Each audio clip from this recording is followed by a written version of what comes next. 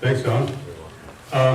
So I think this is my first time at the Central meeting. I'm used to going to Eastern. I've been going there for on and off 20 years now, I guess, so this is a refreshing change to see some new faces. I'm going to, so yeah, as Don mentioned, the main thrust of the presentation, we're going to look at and talk about the new web app that we've developed for Woodlot owners. Unfortunately, to do that, I'm going to make you walk through some context first. We'll cover that and then get around to it, just to kind of explain where we're going and why and those types of things. Sorry about that. Is that still working? It is. Okay, so Loupra, you've probably never heard of it, and that makes sense because we've only been around for about 9 months, something like that. Loupra is a new forest technology company. It's myself and Sean McGrath and Matthew LeBlanc from Act4. They're a company in New Brunswick, as well as Jesse Nora, who was supposed to be here, but unfortunately he couldn't make it. He's a former colleague of mine. We started the company, the idea was about 2 years ago, and then we probably started here about a year ago, so that's the who and the what. The why is the interesting part. All of us kind of worked in the industry for quite a while in different, either in woodlot groups and small companies, large companies, all of those types of things. And I think there was a common frustration of how long it took to actually get things done. And what we wanted to do was kind of take a technology startup approach to this, to see if we could get two solutions for some of these things that we felt were solvable problems in a shorter amount of time. So that's sort of the why of the whole thing. So far it's been a really good experience. I think, so I'm used to coming to this type of thing, and you might talk about a particular idea you have 1 year and maybe 2 years later, talk about how it's going, and 3 years later, if you're lucky, come back with some results. But this has literally been a year, and I think you'll see we made significant progress here already. Let's see. Yes, it does work, but there's a delay, thank you.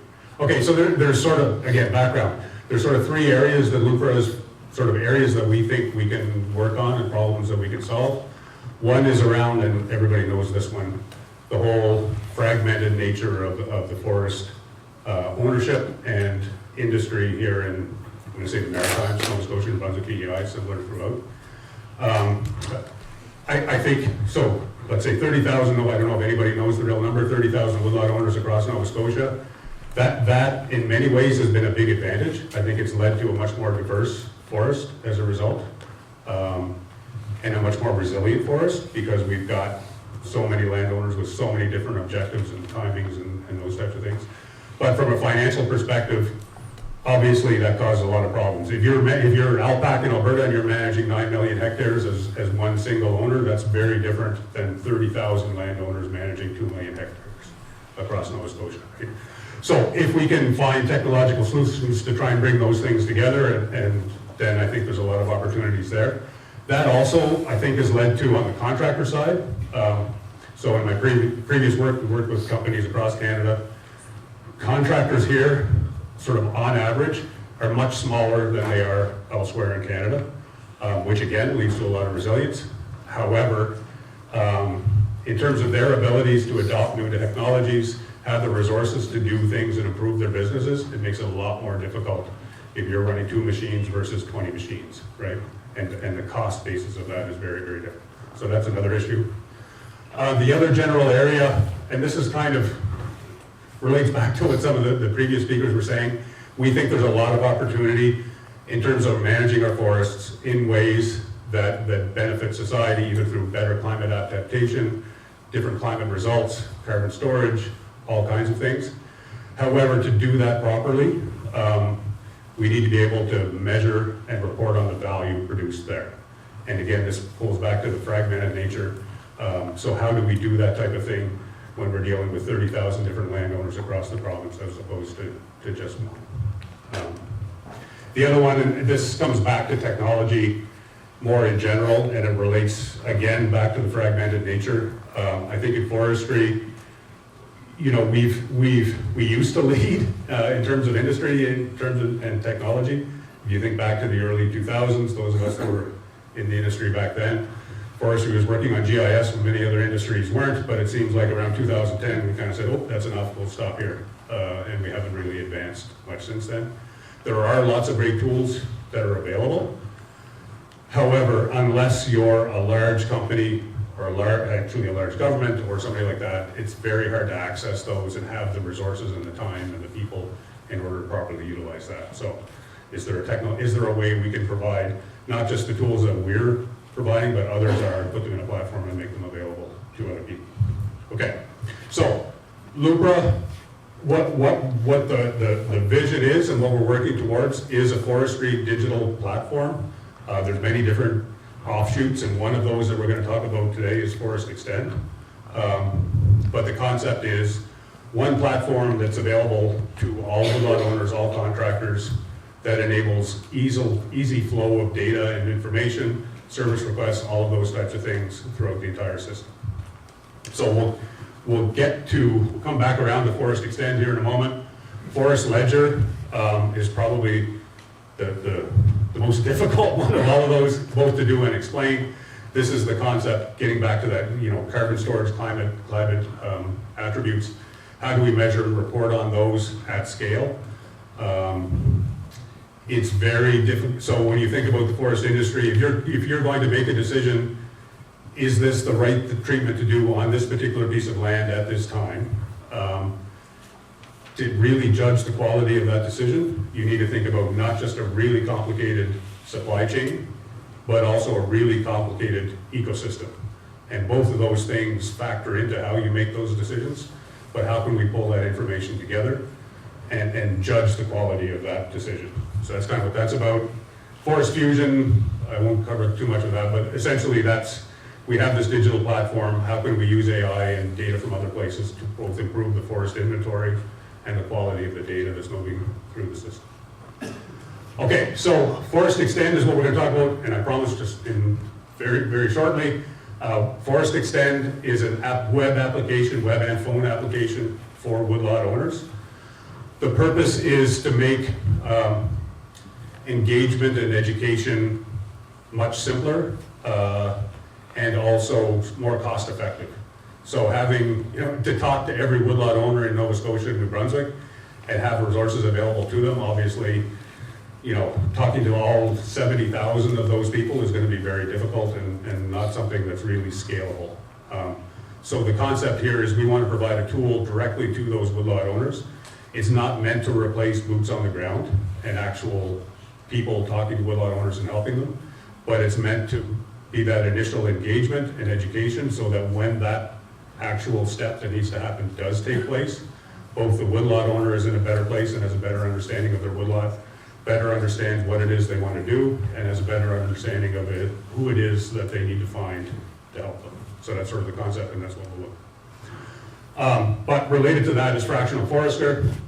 This is sort of a platform that ties into Forest Extend. So if you're a service provider like a woodlot owner group, you're a forestry consultant, you're a silviculture contractor, any of those types of things, you can work within that platform in order to engage with woodlot owners that have come through Extend and find the ones that you might be interested in working with. The difference here is that, so if you're a silviculture contractor and you're doing PCT in Guysborough County, you only want to see woodlot owners that come through that have potential work available to you. You don't want to have to talk to every woodlot owner that's out there. So this sort of facilitates that process and makes that engagement a little bit easier. Okay, so I'm going to jump into sort of a video of the tool. I'll explain kind of where it's at. So Forest Extend, that is the woodlot owner application.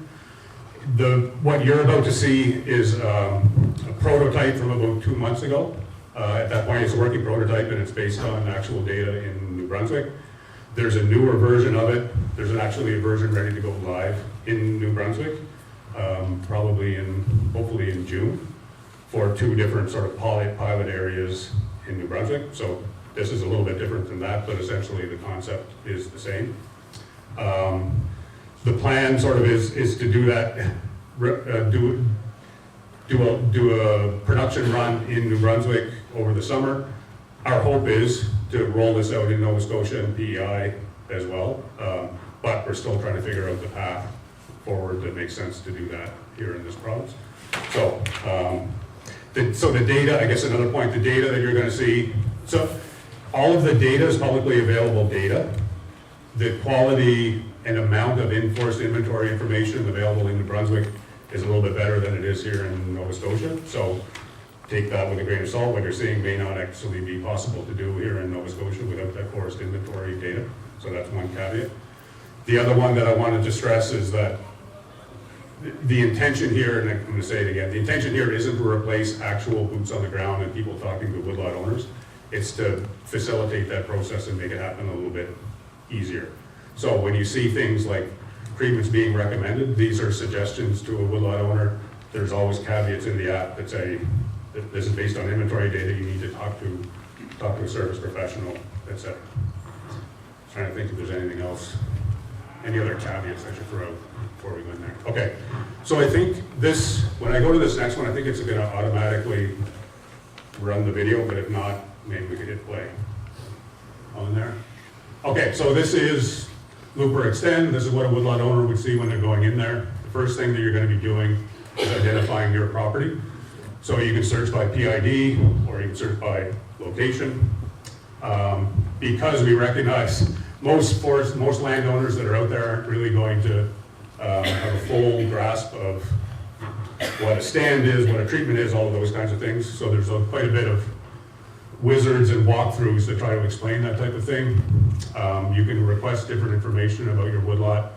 There's a chat interface, so you can reach out to a forest professional at any point. Then there's various tools that kind of project information about your woodlot. Again, this is New Brunswick data, not Nova Scotia, but it allows you to play around with different things. An important piece here is this objectives. So it allows you to kind of focus in on what your objectives are, and then the results that it's showing you and the answers that it'll give you are based on those objectives and your actual inventory information. So that's a key part of that. Another part, we'll let it go through that here in a second. Yeah, so so essentially, some of these things aren't in the final version, but you can, based on your objectives, you can look at different options in terms of what things you might want to do on your woodlot. Did it pause there? I need to. Is that stalled? Is it? Here we go. Okay, so requesting services based on what your objectives are and what you want to do on your woodlot. You can request services from different forest professionals or woodlot owner groups. There's also some interactive tools. Oh, it went back, I think. That's okay. Let's see where it's going. Oh yes, so we're now in the fractional forestry piece. So this is the piece where somebody who is interacting with that woodlot owner can get a request, and then if the woodlot owner and the service professional agree, can work on developing a management plan for them. An important part of that is being able to bring inventory and stand information and cruise information into the system so that it's available to both the woodlot owner, the service provider, and perhaps a contractor down the road. So it's like a standardized way of having cruise and forest management plan information in there.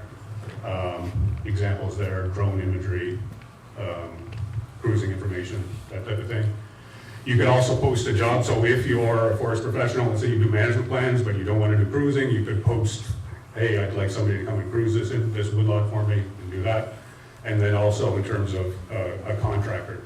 So if you're a woodlot owner or somebody managing for a woodlot owner, and you want to get the actual work done, then it would become available to a contractor who may be in the system. This part is yet to be built out, we haven't done that yet. But it would become available to a contractor who could talk to the landowner, place a bid, whatever that system might look like.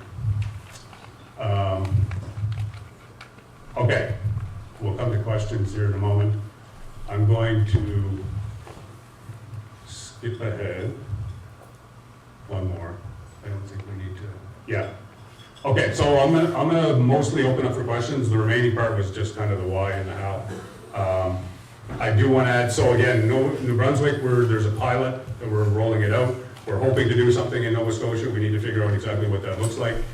if this is something that's of interest, or you just want to keep up to date on where it's going or what might happen, then just either scan the QR code or you go to loupra.ca and either provide some feedback, which would really be helpful, or actually put in an email and get contacted when something's available in your area. Okay. Okay, so currently, no. So the question, yeah, how is it paid for? So far, we've actually been covering costs based on funding through other mechanisms like NRCan or seed funding for those types of things. I don't think, we don't know for sure, but I'm quite positive the idea wouldn't be a charge for the woodlot owner. I think it's most important to get as many woodlot, for the system to work, we need as many woodlot owners in the system as possible. If we get to the point where I'm a service provider and my business is cruising woodlots, then perhaps there's a charge in order to access the system and see available work in there. Similar to like Uber or something like that, would be the kind of the concept. Any other questions? Any other questions for Kari?